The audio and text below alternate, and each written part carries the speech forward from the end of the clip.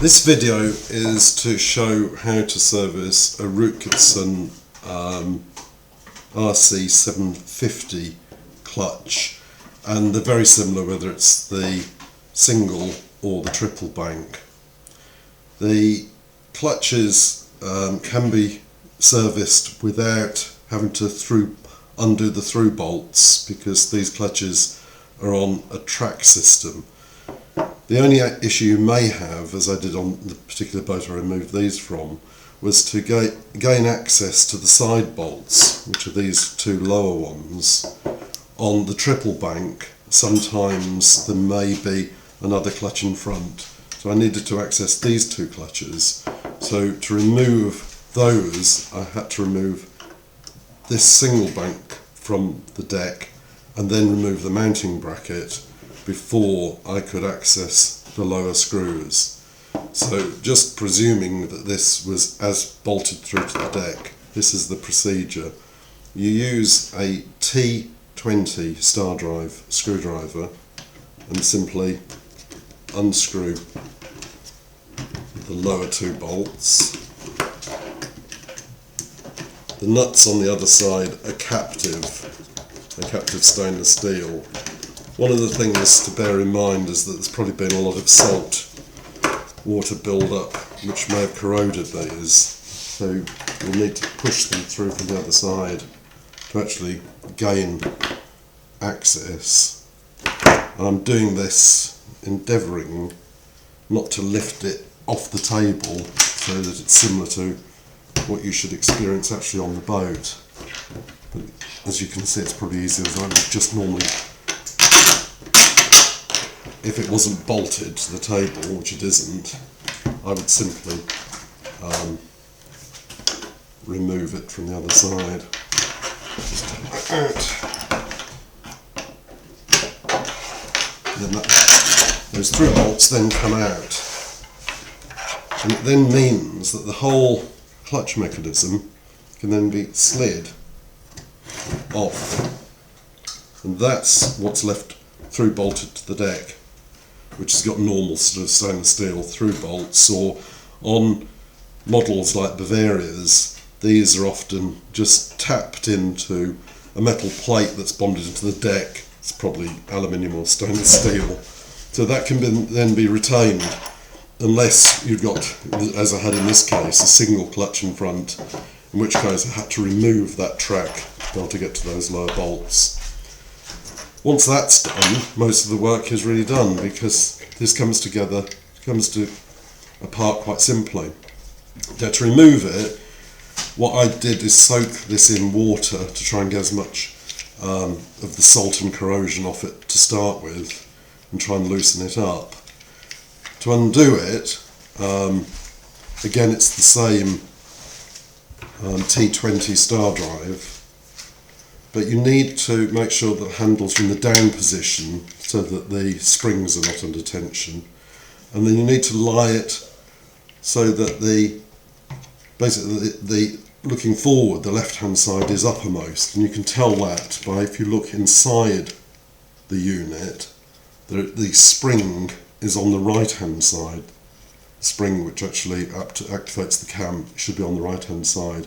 So keep that on the right hand side, the lower position, have those shut down, and then remove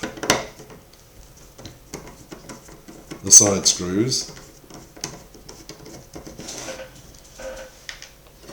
Put that out of the way, and this one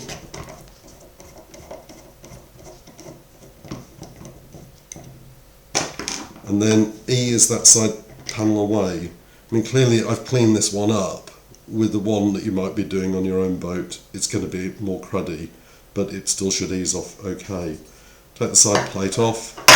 Make sure, it's good to take a photograph at this stage so you know exactly the layout. But this clutch is a very simple clutch. There's the roller on a little stainless steel pin this side, and then the whole arm will just come off that pivot point. So you then have got the stainless steel activating spring and the cam unit.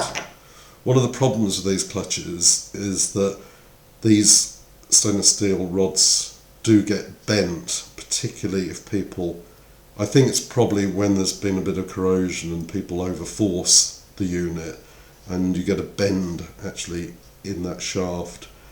If yours are very badly bent, it's probably good to get spares, but it doesn't actually stop the clutch working, but I think once it's lubricated it will work better. This part just comes up undone, simply clips together like that. Clean up the teeth, make sure the teeth are in good condition. Replacements of these are available, and if you look at the base plate on this one, this was the main halyard.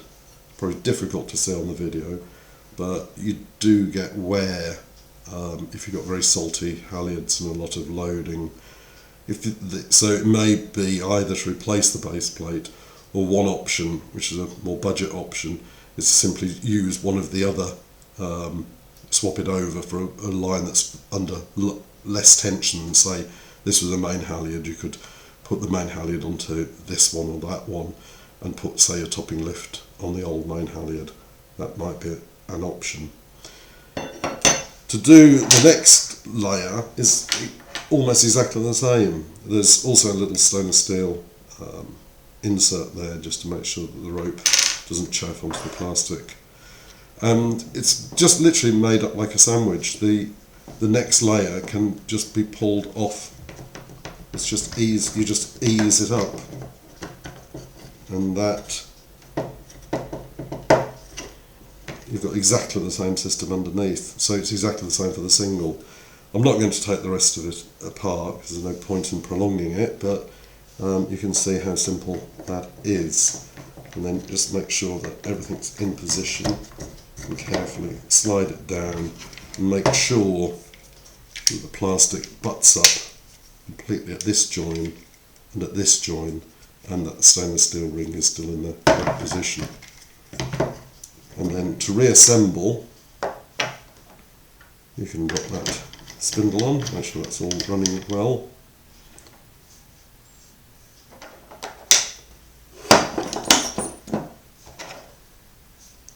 This pivot bar is probably best inserted before you drop that down, so just drop that inside there.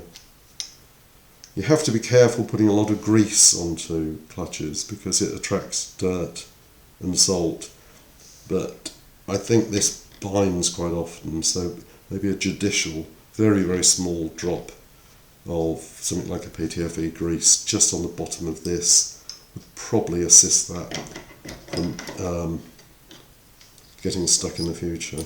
So just drop that on, drop that back into there. There's only one place it can actually sit. Put that down, put the ferrule back in here, make sure it's all lined down neatly, and then the top goes back on. It says, again, just double check that it's all completely locked up. So as you can see, this one's not quite there, clipped into position there and there, and refit the side screws.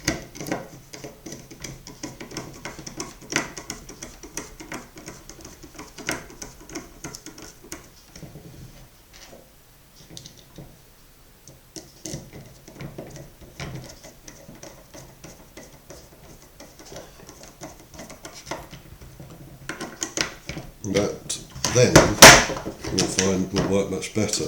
Point to note with these, the clutch handles are known to break, and sometimes it's because of that rod being bent, because if that rod's bent you find that doesn't naturally, that you see is moving down correctly. This one's got a bent rod and so it's sticking, and if you're not careful what can happen is it will get stuck in this position, and then if that's jammed down it can break the lever.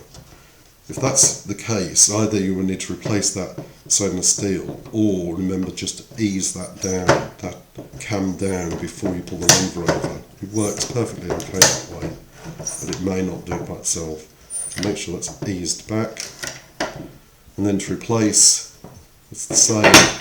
That that's bolted back onto the deck, or you may not even need to remove it from the deck. It's just clean it up in situ and slide this unit back on, slide from either end, and replace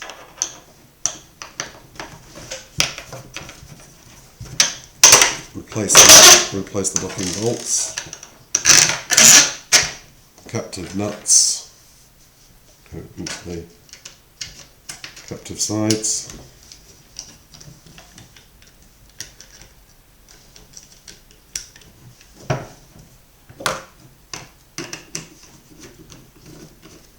if you have broken a handle, the replacements are available in the UK.